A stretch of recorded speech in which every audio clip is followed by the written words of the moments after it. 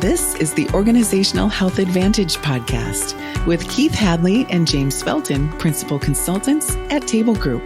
They're in the business of coaching leaders to build strategic focus and cultural alignment that leads to amazing results. This podcast is for leaders who are looking to increase productivity and morale while decreasing politics, confusion, and unwanted turnover. Welcome to the Org Health Advantage. Hi, I'm James Felton. And I'm Keith Hadley. As independent principal consultants with the Table Group, we get to work with some pretty extraordinary leaders. What we do is we help them build extraordinary teams and experience the advantages of strategic focus, cultural alignment. Simply put, we're trying to help organizations make faster and better decisions with more seamless and agile execution, leading to amazing results. Because transformation starts when leaders are at the table. Welcome to the Org Health Advantage. So today, this being our first podcast of the Organizational Health Advantage, we want to talk about the benefits of doing this work, how it leads to better results, and also some of the pitfalls and obstacles that a leader might face in evolving their company in this way. Yeah.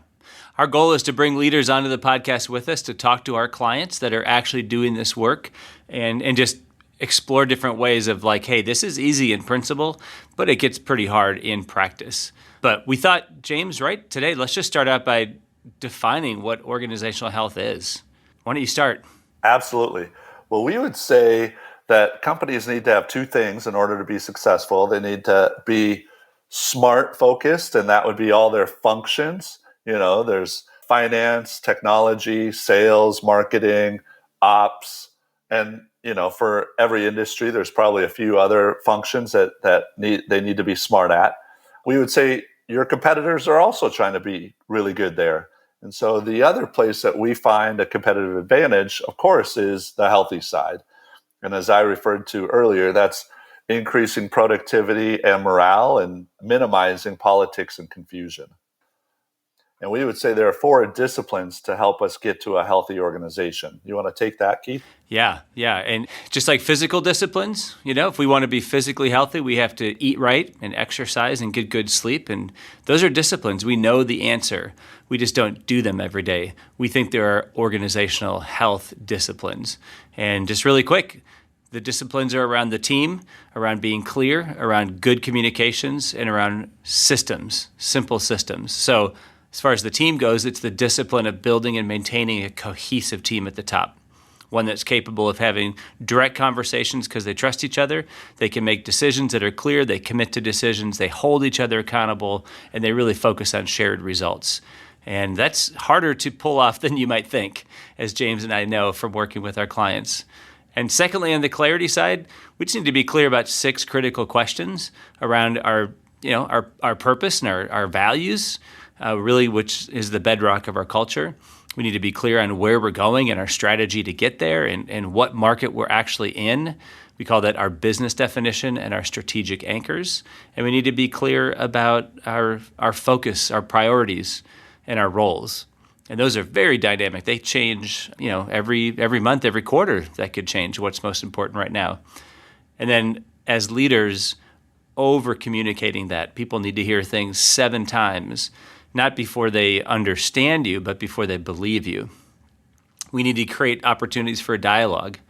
We need to become what we call chief reminding officers. And that's just a discipline that most leaders fall short on because it just seems like they're being repetitive or manipulative or cheesy, but we need to reinforce and over-communicate. And then the 4th discipline, of course, is reinforcing our clarity through all the human systems. Think about how we recruit and hire people, how we onboard them and manage them, how we reward and recognize and incentivize them. These are all systems. Even the system for how we would discipline or exit or separate from somebody. And then probably the biggest system that an organization has where all of these disciplines live is their system of meetings or their cadence, their discipline of meetings, not just at the senior level, but at the next level, the cross-functional layers, all the way down to the individual teams. There has to be some kind of a central nervous system for communication to flow up and down in dialogue, not just in emails. So those are the 4 disciplines. It's really simple, isn't it, James? It's really simple, simple to understand, harder to put in practice. But the payoff is huge. I mean, we just spoke with a CEO who came to our conference, and he talked about just how much they have grown since we first started working with them. And the work that it took paid huge dividends in their growth over the last few years and their culture. And so it's provided an ROI for them that is like clearly paid off. Yeah. Yeah. And so we feel like once you get this flywheel going and you have really cohesive teams and you've got clarity, which is pointing to strategic and cultural anchors that everybody can align to, and you keep communicating what's important, and you've got it reinforced in your human systems and your culture and your strategy, the payoff is huge. Yeah. But it takes some discipline to get there for sure. Yeah. James, as you were saying that, I just had this kind of insight that we work with a lot of clients that are early stage, and what they're really craving is like, as we grow and scale and expand, like we need to establish some kind of an operating system, a methodology of leadership and direction setting and feedback. And so many of our clients over the course of a year have literally doubled in size, sometimes more, in terms of their people. You know, when we started, they had 20 people. Now they have 200. They had 50 people. Now they have 150 people, and their revenues are scaling, and their operations are trying to scale. And so they are just craving some kind of a system that's simple to kind of pull all this together. And then we work with a lot of clients on the other end of the spectrum that have been at it for a long time, and they're mature organizations, and they have kind of the opposite problem, is that over time their systems and tools have become so complex. I talked to a company this last week. The CEO has 17 direct reports. The head of OD walked me through a PowerPoint presentation that was like 18 pages long, and they wanted to know how we could help them. And my first thought was, well, the first thing we're going to do is to help you simplify all of this. Like, this has just grown to be so unwieldy, and everything in between. And everything in between in terms of company size. So these things are powerful, they're simple, but as we said, they're just super hard. Yeah. So I think with the startups or the early phase companies, this provides some structure that they probably don't have and they're really looking for and needing. And yet on the bigger company size, this is simplification of what they've been doing and like making it a lot easier to understand, comprehend, and live. And I love that description of it, because it's true. Those early stage companies need some structure. This provides it. And those older, bigger companies need to simplify. And this provides that as well. So, James, I have a question for you. Yeah. This world needs another podcast, like the library needs another book, right? Like, why do we feel like we have any right or any value to add in doing a podcast? I mean, so that's a question. I'll let you respond first. I've got some thoughts. Yeah, I think it's a great question. I think companies and leaders who take this on need helpful reminders along the way. You know, I view this podcast as coaching leaders, and that could be at the executive level, it could be at the mid-manager level, but I think these are helpful reminders, and you know, occasionally we'll probably prod and encourage people to take action. And we'll learn from leaders who are doing this. And so this could be a space where it's like, you know, collaborative without being necessarily in the same room. But that's how I view this, as being a place to provide helpful reminders to leaders who are taking this on, because it can get difficult at times. Yeah. What are your thoughts? Yeah, my thought is, well, first of all, I mean, we're both principal consultants with the Table Group, and Pat Lencioni is a terrific author. We have so much respect for his work. He has an amazing podcast called At the Table that we are completely addicted to. I share so many episodes of At the Table with the clients that we serve. And what Pat and Cody and other guests are doing there is they're taking these simple concepts and really explaining them and expounding on them. And that's incredibly helpful. I think our vision for this podcast would be to involve clients and leaders that are trying to do this and hear their stories of what about this was harder than you thought it would be. What did you try? How did that turn out?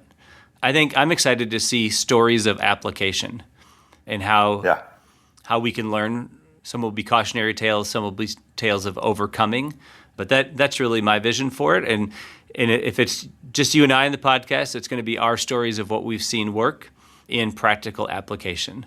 So yeah, that's kind of what I'm excited about. Yeah, me too. I mean, I think we could jump right into that with that CEO that came and spoke to our conference. You and I have both worked with him. Their company grew from 25 million to 650 million this year. They're at 650 million. They grew that over about 3 years' time. And we asked him the question of what advice would you give CEOs at the start of this work or when they first start leading their company? And he had 4 pieces of advice. Yeah. And he said, 1, define your culture, strategy, and vision.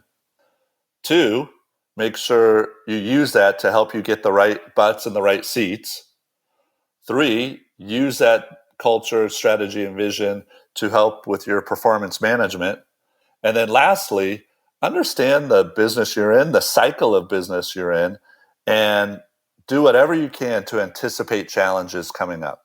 And I just think that is so important, Keith, to help define your strategy and your culture and use it in all parts of the business. Yeah.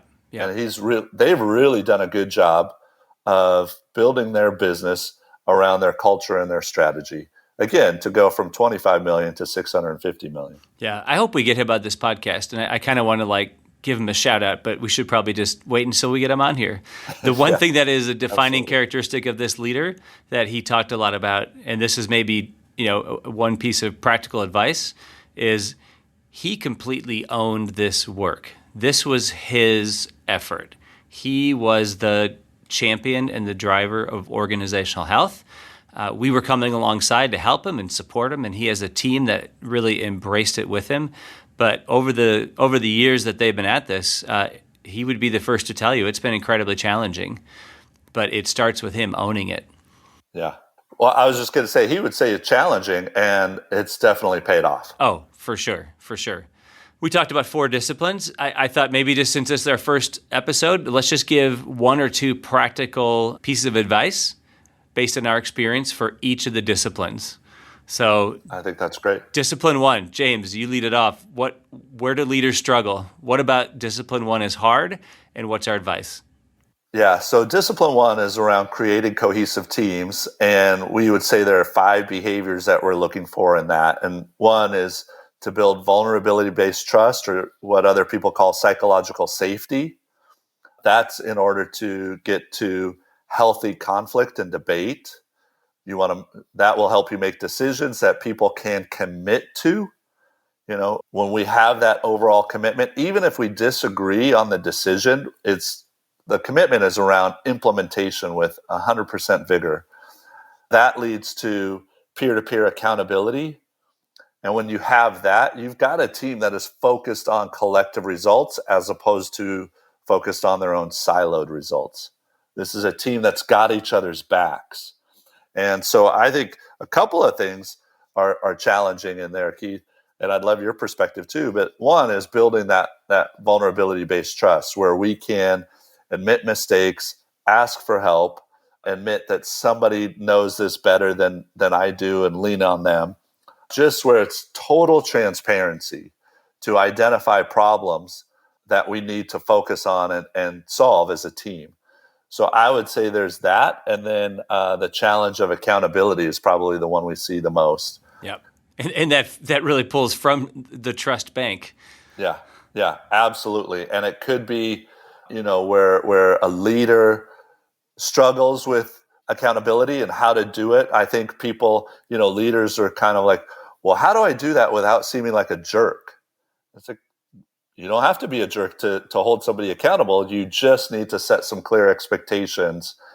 And then talk about accountability as a positive thing. Like we're all trying to get to the same place, and we need to make sure we're all not only rowing in the same direction, but helping each other achieve these results. Yeah. Would you add anything to that? Yeah, I just say, the bottom line on discipline one is that foundation of vulnerability-based trust. People do not expect leaders to be perfect, but they do expect them to be human.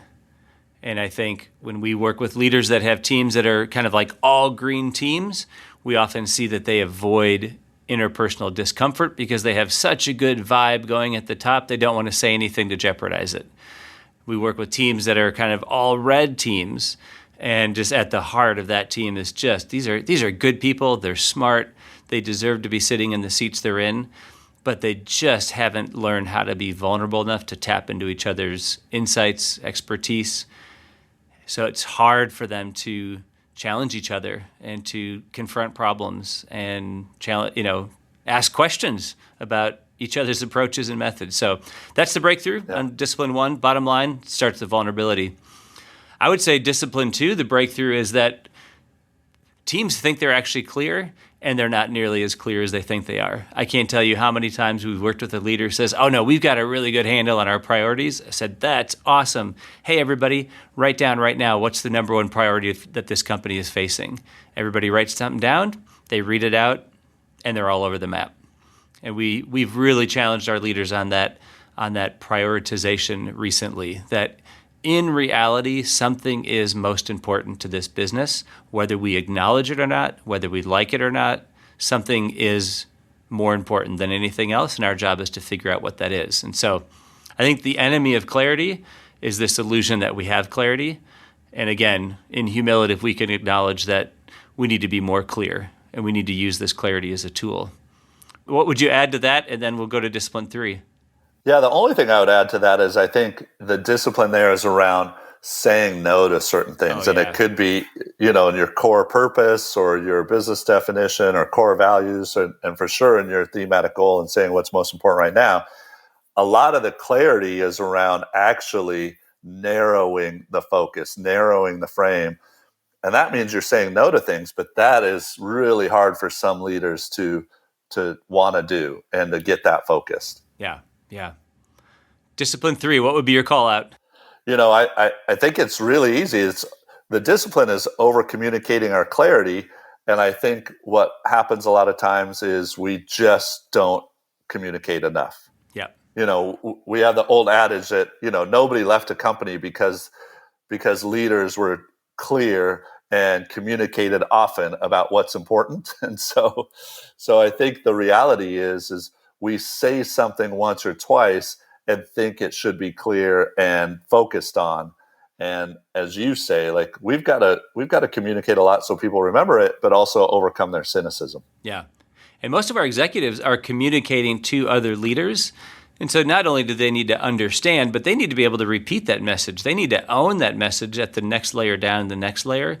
I feel bad for leaders, especially like this guy I was talking to the other day with 17 direct reports, because if he says something that the team wants, they've heard it once. Maybe he repeats himself a second time, they've heard it twice.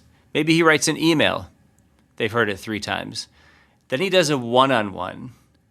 For him, he's now said it 17 plus 3, he's now said it 20 times, but they've only heard it 4 times each. Yeah, and so exactly, you start to realize when we talk about dialogue and repetition, like what that means. It means we need a simple message to begin with and be on message. And most of the companies that we work with are going through some kind of a change. And man, change requires so much clarity and communication. So we'll explore that in another podcast, I'm sure. But it is tough. It is tough to over communicate. Yeah. What about discipline 4?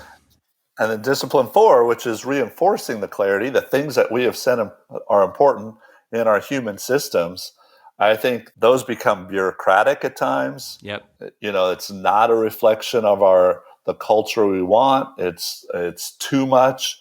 I once worked with a really big organization, and I asked their head of HR, I said, do you have core values? And he said, oh yeah. I said, what are they? And he said, well, let me find them. Hold on a second.